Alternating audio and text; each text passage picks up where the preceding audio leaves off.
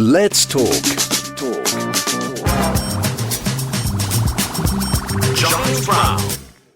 12 years with Hitler, secretary to the Führer. In 1930, as a young woman, Christa Schröder, I think that's what it pronounced, the stenographer for the Nazi Party before being hired in 1933 as private secretary to Adolf Hitler. It is the subject of a fascinating new book called 12 Years with Hitler. Here to speak about it is Roger Moorhouse. Roger, good morning to you. Good morning to you. Good morning, Giles. Nice to be here. Good to have you with us. Just explain a little bit about your background before we come on to this fascinating story. I'm a historian. I've specialised in the Third Reich for, many years. I've been doing this for probably about 25 years, if not more. 8 books. I've sort of strayed into a bit of Polish history. But I did my sort of main concern has always been the Third Reich. I've always found it fascinating.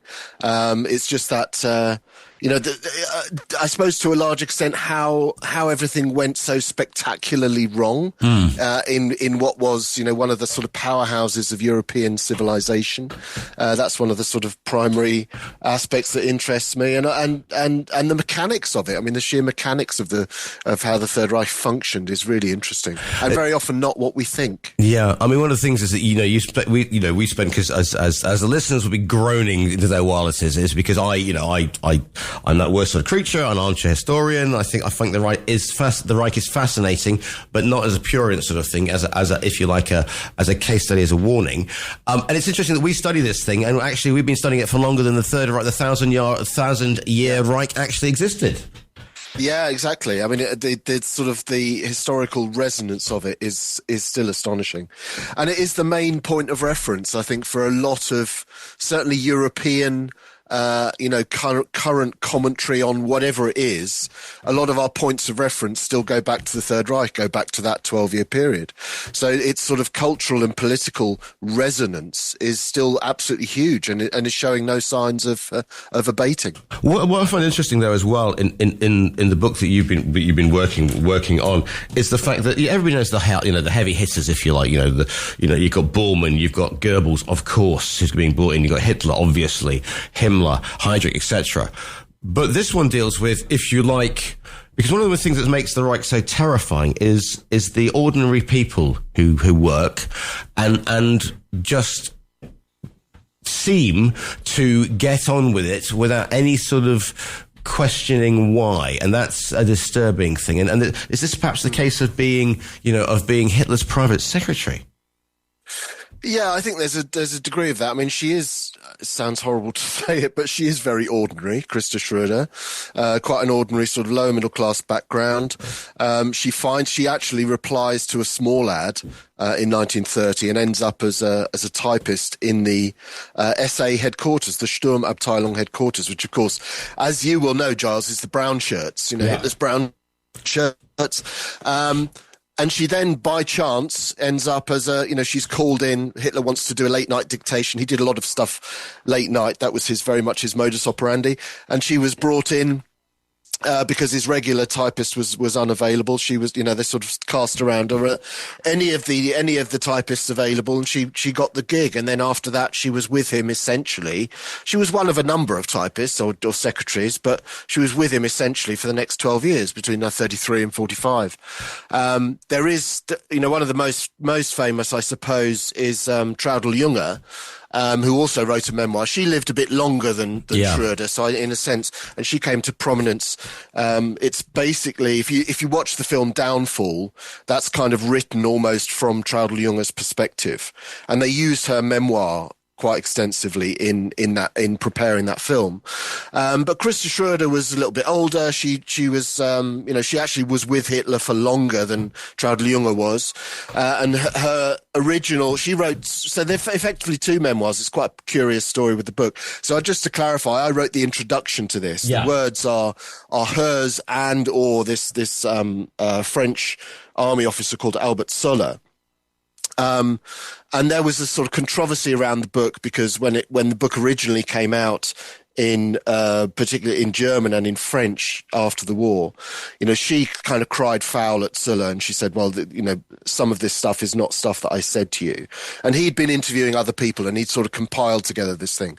So it's originally published under his name, and then she wrote her own, or she gave her papers to another historian in the 80s after her death to have her own story written. So this is, I think the estimate is it's about 70% her material from when he was interviewing her after the war. But it is that thing that you say, it's kind of the ordinary person's view in a way. I'm not saying that she was unintelligent at all, but, this is her view of what life was like in that entourage, in that sort of closest entourage with Hitler over that 12 years.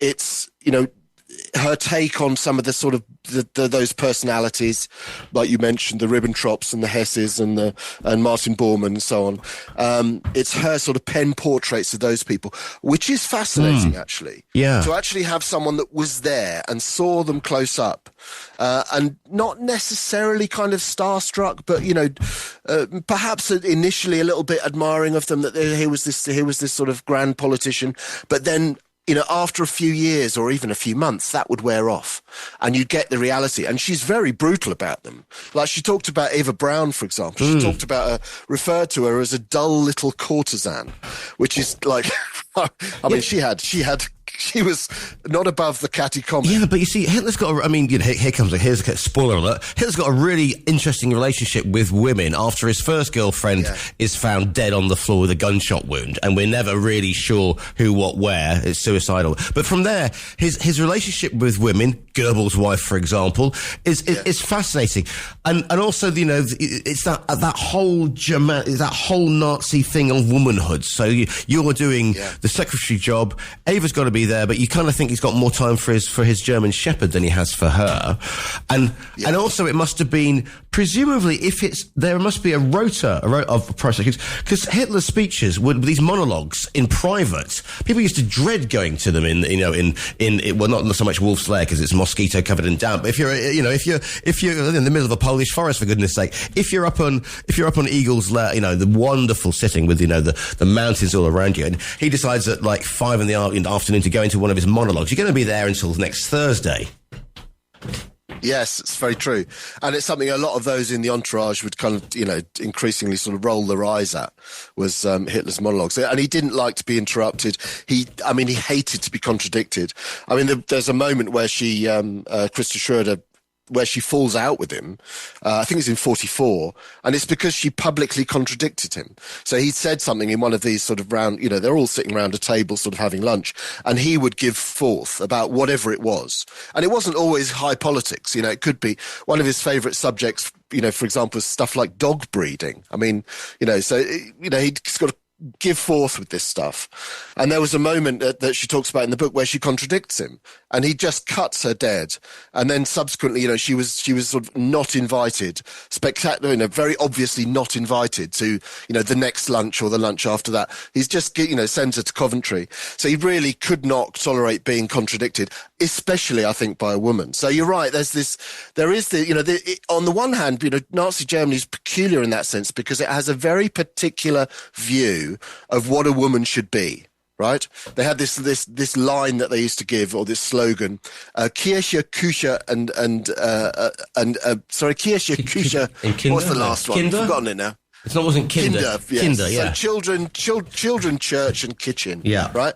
Absolutely rigid view. This is the conservative view of what women should be in the Third Reich, and yet because they're sending all the men to the front and they're importing vast numbers of forced labourers, you have this massive, unprecedented call up of women into industry and into the workplace. So contradictory in practice, even though they had this image. But Hitler was very conservative. He viewed Eva Braun really as little more than a kind of an adornment to him. He didn't want her to say anything. He didn't want her opinion. He just wanted to have this beautiful woman on his arm. So he very, very conservative in that respect. But he was kind of respectful to women. There's a weird thing that comes across very strongly in this, is how, in private and particularly with his secretaries, he had these sort of Viennese manners. He was a hand kisser.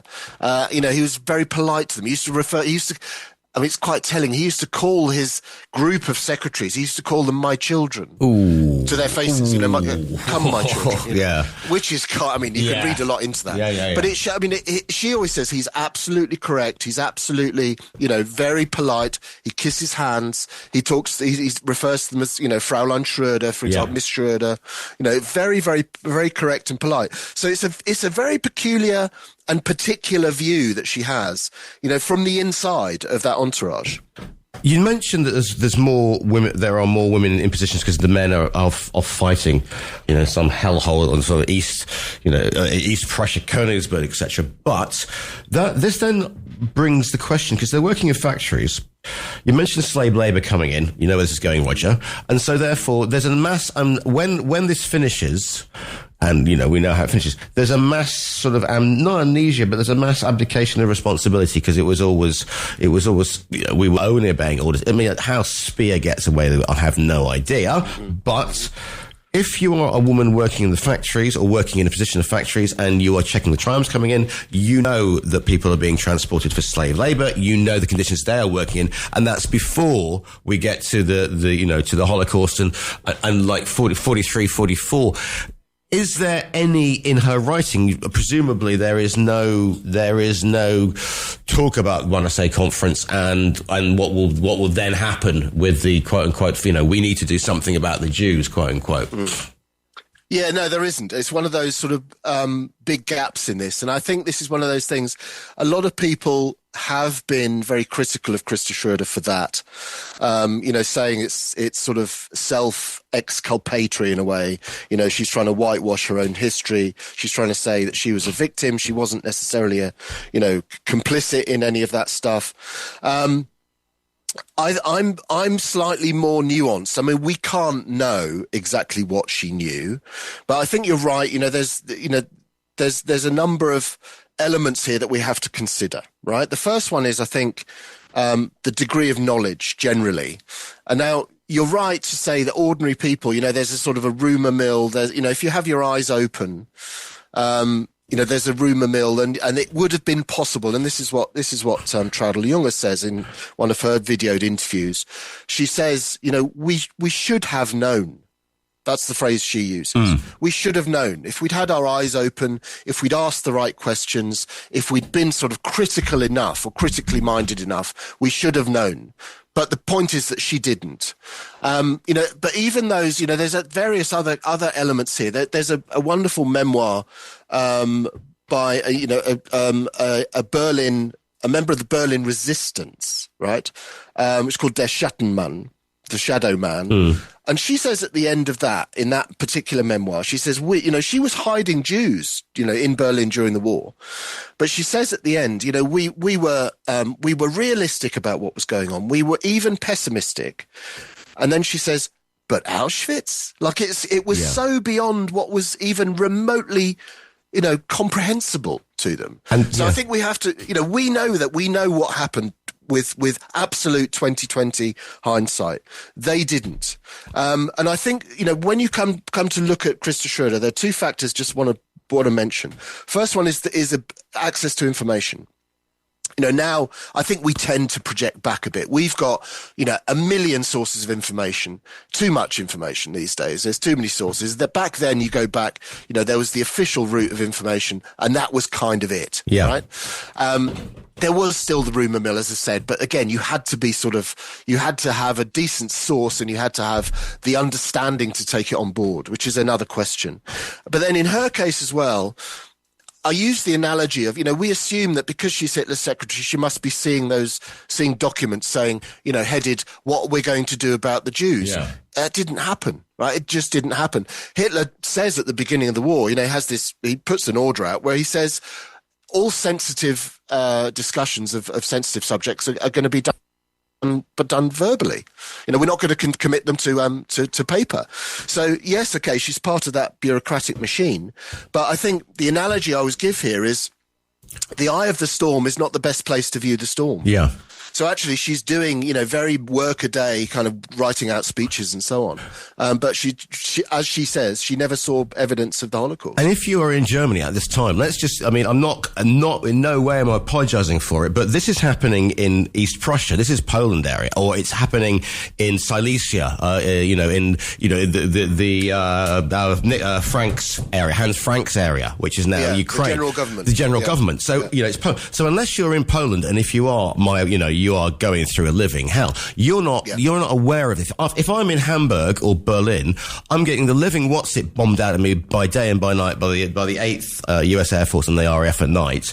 And it's a totalitarian state. I mean, it's the very definition. So, everybody goes white rose because a couple of students put out, leaflets, but they're beheaded, and then you think about the, Norman Ormer, a brilliant book called The Infiltrators, and it was, again, these are artistic movements in Berlin itself, and they are dealt with ruthlessly, and they are hanged and they are beheaded. So it's not a case of saying, oh, but you must have seen something, because even if you think you might have an idea, if you mention this to people, you are very likely to be informed on, because we mentioned the SA, they're gone by literally sort of 2 years after she becomes Hitler's personal secretary. The SA has been absolutely beheaded and butchered. Yeah, absolutely. So you have to bear in mind that, that totalitarian control, not only over society, but over the availability of information.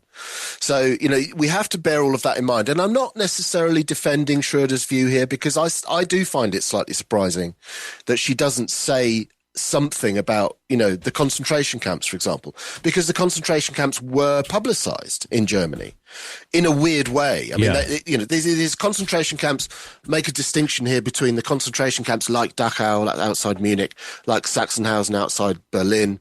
That's a very different animal from, Auschwitz in occupied Poland or Treblinka outside Warsaw, which are essentially death factories, right? So that's where the Holocaust happens. For those that are unlucky enough to be in Sachsenhausen or in Dachau, it's a pretty bloody horrible place. We're talking a death toll of about 30 or 40,000 over the years of their existence each, and numerous other camps. But they don't compare to someone like Treblinka, which has a death toll of, something like 800,000, because there's nothing else going on there except death. Yeah. They're just industrially killing people. That is top secret. Sachsenhausen and Dachau is not top secret. Because they're putting political prisoners in, aren't they? They're political prisoners and they're coming out again. And, Exactly. Because, and part of the sort of threat of Dachau, the political purpose of Dachau, is to intimidate your political enemies. And so that's where you'll end up. Don't do that, right? So that it's actually publicized, certainly before the war, it's publicized. So the fact that she doesn't say anything about those camps and that aspect of the regime, I do find surprising. The bit about the Holocaust, less so, for the reasons I've said. I'm willing, I suppose, maybe more than some, but I'm willing to to some extent give her the benefit of the doubt on that. During the end game, it's very, we talk about, these people being sort of superstars, but as the end comes, it's very much rats in the sack, isn't it? It's people trying to get out and cut, we have Nazi officials again grabbing political prisoners, grabbing Jews to say, no, it's okay, I'm with this lot, I'm looking after this lot, and they're all fighting for themselves. It's a really weird situation. And, she is there, Goering everybody goes about Hitler's use of whatever he can get his hands on. Goering has gone completely crazy and is wearing absolutely is ballooned to a huge site, wearing outlandish uniforms and, and sticking whatever he can into his system. It is garish in the extreme to see these personalities sort of break down, if you will. And to have an eyewitness account must be fascinating, Roger. Yeah, so the end of the war in her book is really interesting. So she was at Berchtesgaden at the end, and then she came back to Berlin with the rest of the entourage, and she watches this spiraling into sort of chaos. She was supposed to be evacuated. Hitler wanted to get her out as he did with the rest of the entourage. And then, of course, the Soviet sort of armies close the jaws around Berlin and she can't get out. So, but her observations of that period are really interesting. And she talks about at the end, the last conversation she had with Hitler was on the phone. And she talks about his voice sort of tailing off into a sort of a muffled murmur sort of thing. And considering, I suppose, that his voice must have been, it's a bit, as we know, it's a big part of his sort of personality to the German people at this time, is his voice. You can see that in, when the Valkyrie plot unraveled in 1944.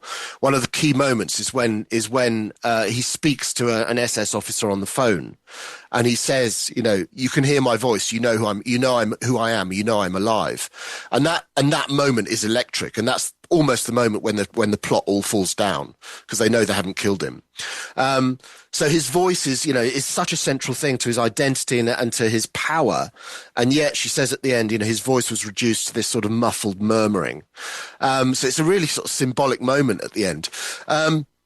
So yeah, I mean, but it's that view throughout that is so fascinating, and it's where she has these vignettes of these senior Nazis. And you said about Goering, you talked about him at the end as a sort of bloated character in these garish, uniforms and sort of white boots, etc.